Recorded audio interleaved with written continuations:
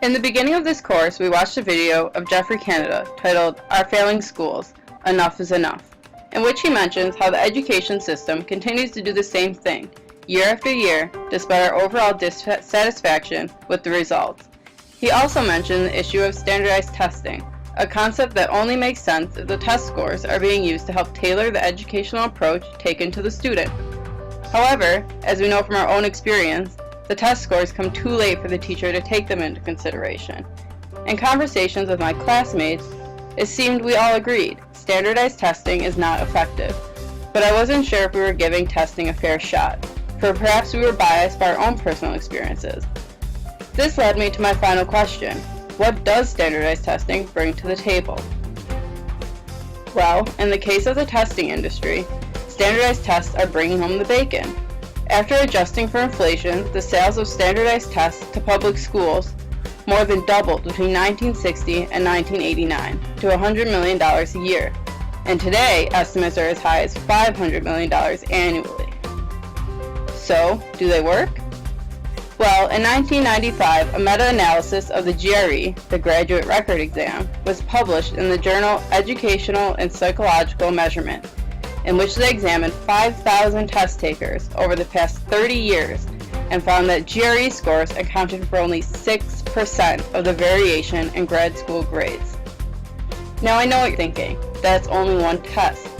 But the SAT was also analyzed and was found to only account for 16% of freshman college students' grades, and women and minorities were even more underestimated by their scores. In fact, even the College Board, the sponsor of the SAT, published an article in which they stated, "Can a college effectively recruit and enroll students whom it is likely to regard as most successful 4 years later by evaluating applicants only on the basis of school rank and test scores? If the institution defines success broadly, the answer is no." And when researchers looked at how well test scores predict actual success in the workplace, they found that test scores predict little about real-world capabilities in medicine, law, or teaching. So if they aren't predicting success, what are they predicting? The answer? Socioeconomic class. The ETS did a study in which they found that when they analyzed 7,000 test takers who scored between 750 and 800 on the analytical section of the GRE, fewer than 4% had fathers who had not completed high school, and at least 90% had fathers with graduate or professional degrees.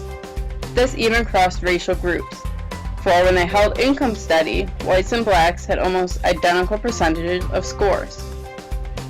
Studies done on the SAT show similar findings, where parental education predicted more than 50% of variation in scores.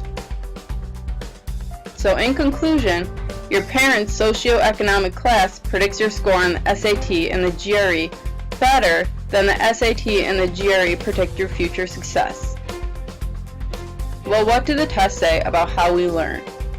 When you consider the following 3 approaches to learning: a surface approach, in which the student retrieves only required information through rote learning; an achieving approach, in which the main concern is high grades; and the deep approach, in which the student learns for the sake of learning itself, the National Association of School Psychologists in Seattle found that the students who did the best on the SAT used surface and achieving approach, while the lowest scores used deep approach.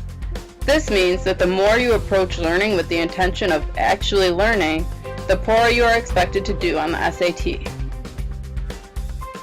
But maybe these tests are holding teachers and schools accountable. Well, not exactly.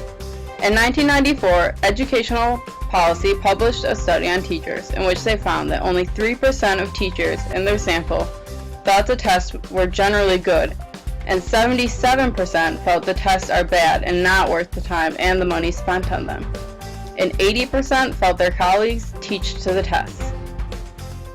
In 2002, a study examined how high-stakes testing impacted 18 different states and found that test scores on the specific tests used increased, but test scores on other related measures such as the SAT, AP exams, the ACT, and the NAEP did not increase, but dropout rate increased, inappropriate test preparation increased. Created using Powtoon.